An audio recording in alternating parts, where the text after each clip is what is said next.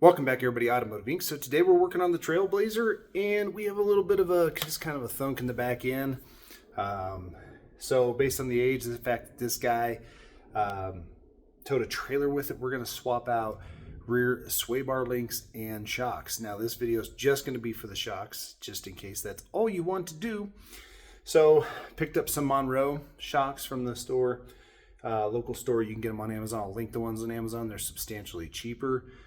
These do have a lifetime warranty, so if that's something that really flips your bean, then you'll have that. So before we get started, please smash the subscribe button, helps a small channel out, thumbs up and notification bell, and we're gonna have a lot of little how-tos on there. This little truck didn't need a whole lot. If you take a look in here, you can see that there's no rust. It's dirty. We had some storm and stuff like that, but this thing was garage kept its whole life. But because he did tow a trailer, I think that that's the thunk that we're hearing. It handles just fine, but this stuff can wear out. So here's your rear control bar, your rear sway bar links. They are non-maintenance, so there's no grease zerks on them. So again, we kind of see when they were cleaner, we have some cracking on there, and I can move them pretty easy on my own. Now that may be normal, don't know, but I can hear some like popping and clicking, so that probably means that the rubber down here has cracked. So first things first, you don't have to take the wheel off. I'm taking it off because it's always easier for me to do all of this work with more area. I'm a bigger guy, and we're going to swap out these. I don't see any leaking on them, but we're going to go ahead and do that. I'll show you all the tools that you need, and you probably need a floor jack or at least the OEM jack to jack the truck up. Jack stand, if you want to put that underneath this little guy, you can, but it's pretty low to the ground, so it's pretty hard to get both of those underneath the axle, so you need to be on the frame or something, a little bit more difficult to do, and we don't need it to be that high in the air. So we're gonna get the tools out, and I'll show you what you need to take these out. All right, so it's gonna be an 18 up here, so 18 socket. Now the nut is just kind of hooked to the backside here, so you won't need to put a wrench on or anything like that. That's going to pop up once you take it out. Lower one's an 18 also. Get a box end wrench for one side and a socket for the other side. Now you can see we're pretty close to our jack, so we're not going to be able to use my impact gun on here, but you can just use your elbow grease and rock them and sock them. So let me remove this lower nut and bolt. All right, so we got the old one out here.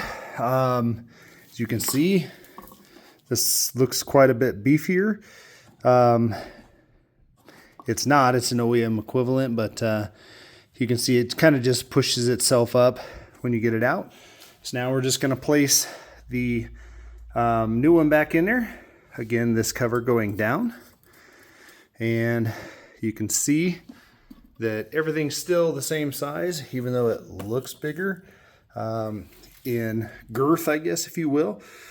So we're going to start the bottom one, and then we are going to get that bolt in, and then we'll cut this strap off because it will go up slowly, and hopefully if we do it right, we'll be able to put the bolt in at the same time we pop it loose. So whether yours come with these straps on there or not, these little plastic things, once you pop it loose, it starts coming up. If you just hold this tube, you can start this thing. You may have to reach behind here and push up this little clip-on nut that it has on the back, but just shy of that. Now we can go ahead and get these tightened up on here. And that, my friends, is it. You basically get them tightened down. If I remember right, I'd have to look up the torque specs. I think they're around 70. Just get it tight, hella tight. 70 PSI's pretty tough anyway, but I don't have the exact torque specs, so I've done thousands of shocks. I've never really paid much time. I get as tight as I can and I call it good. Again, I will link the specific ones from Amazon if you want on these.